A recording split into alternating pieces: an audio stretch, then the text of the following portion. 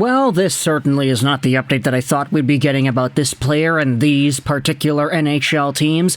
Today we are going over to the Eastern Conference and talking about a guy that hasn't played an NHL game since November 11th, 2023.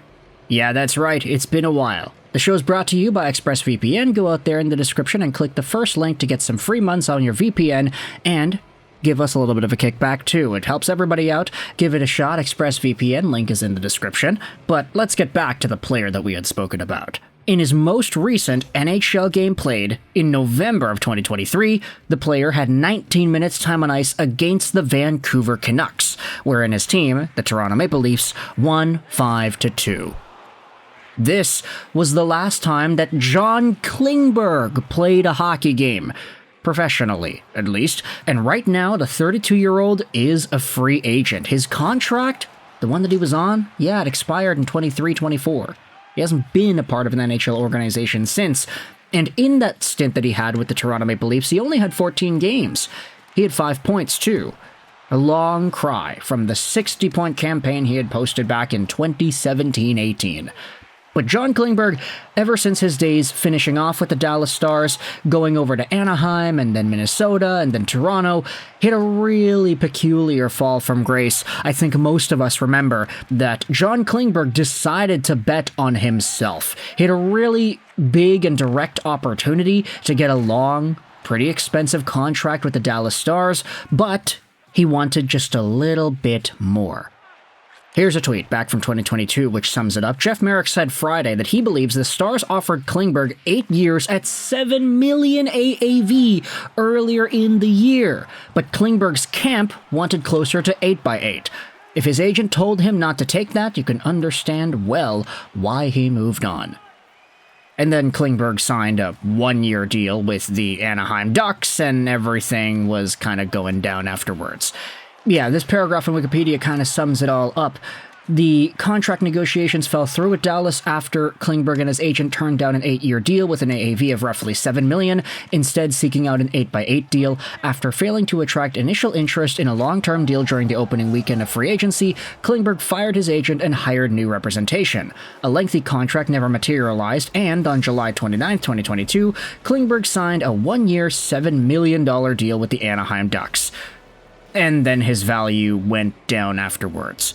Yeah, it was a really bad series of decisions here, but all financial fumblings aside, John Klingberg was not healthy the past little while here, which is why he hasn't played professionally since November 2023. However, we had ourselves this update from Darren Dreger. John Klingberg is close to resuming his NHL career. Toronto, Ottawa, and Edmonton are among the teams that have expressed interest.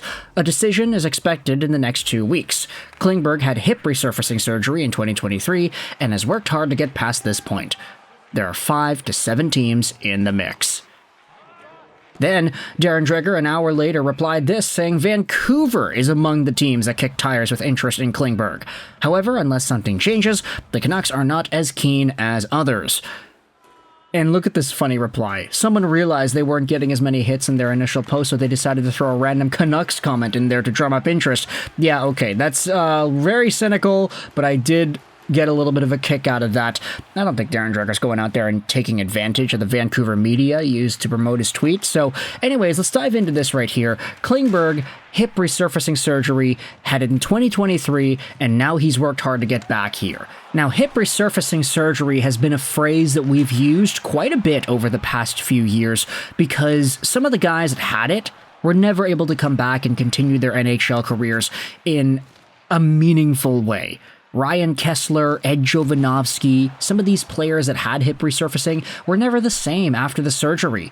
The only one time it went down, and we're actually seeing it work out well, was Patrick Kane. He is the, debatably, exception, not the rule. Because the rule says that for all the guys that have it, they usually don't continue their NHL careers to a meaningful capacity. Patty Kane, on the other hand, has been a monster for the Detroit Red Wings, and I can comfortably say that now because of the way last season went, as well as how his season is going now under Todd McLellan. Sure, there was a big lull period for Kane whilst Derek Lalonde was still in Detroit, but now he's popped off. He's been fantastic. So Patty Kane is like the biggest example of hip resurfacing surgery going right. But then you have to acknowledge, okay, but it's Patrick Kane. I mean, he's better than Kessler, he's better than Jovo, he's better than a lot of these guys that had the surgery. So if there's anybody that was going to be able to break that mold of the surgery-ending careers, it's probably Patty Kane, right? Now, with John Klingberg, I don't want to say he ever had the same upper ceiling like a Patty Kane had. I mean, Klingberg's best NHL season, he was a Norris caliber conversation guy. He almost had 70 points in 2017-18. He had 67 in 82 games played. He was seen as one of the best defensemen in the world at that time because you gotta remember, back in 2017-18, yeah, defenseman points were not easy to come by. You weren't getting Quinn Hughes and Cale Makars getting 90-plus points every year.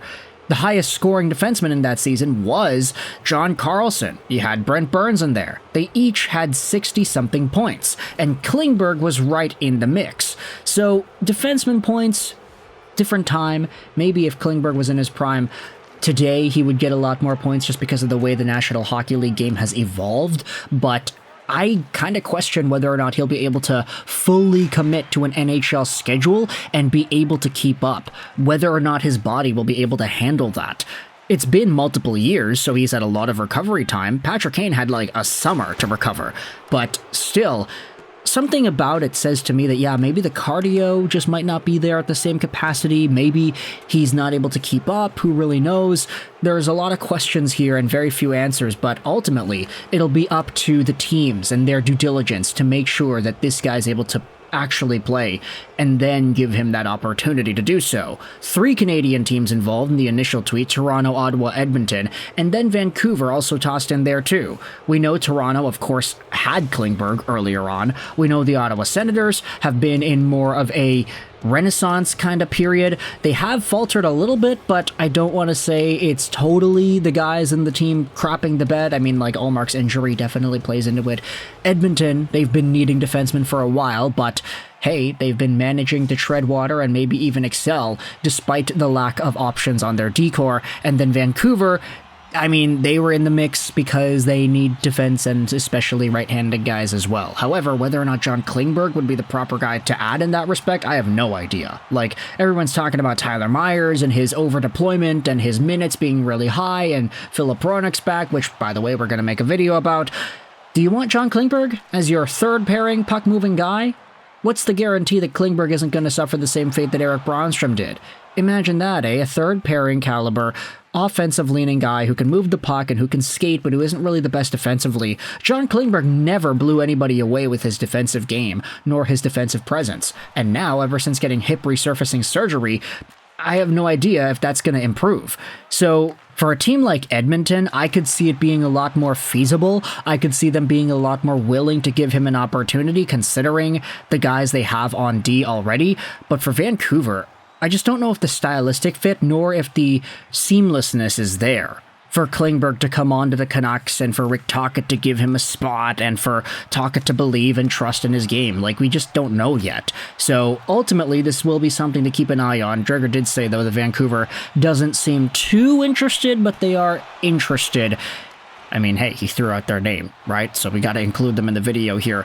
Ottawa Senators fans, you can let me know your thoughts in the comments. How do you feel about this guy as well? The Sens have been pretty up and down this season, but I do think that they have had just really solid defending from guys like Nick Jensen, from guys like Thomas Chabot. There are others that you can say you would expect or want more out of their games, but ultimately, if the Sens feel like there's maybe some flexibility down there towards the bottom of their pairings, then maybe a guy like John Klingberg, assuming he's actually good enough to play, would be an interesting fit there.